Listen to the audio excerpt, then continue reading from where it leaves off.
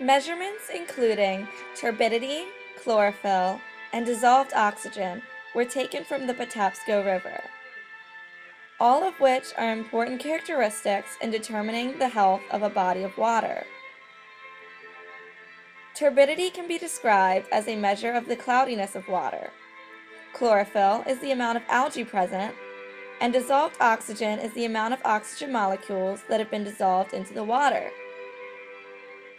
All three of these characteristics relate through a process called eutrophication. This typically occurs from runoff in agricultural areas.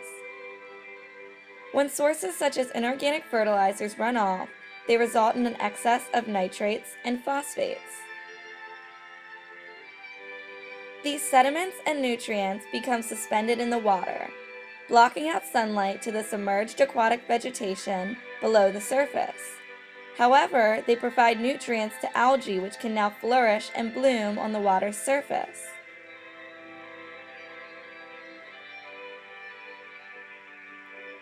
Algae blooms then use up a large amount of dissolved oxygen through their growth, their death, and their decomposition. This results in a dead zone and can no longer sustain aquatic life.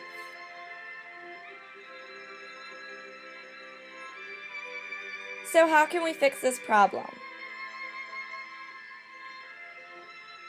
We can begin to use more organic fertilizers, such as manure or compost.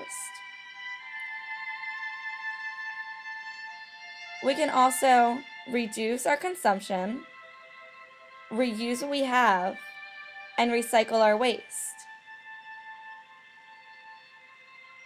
We can also begin to use more BMPs, such as intercropping and terracing.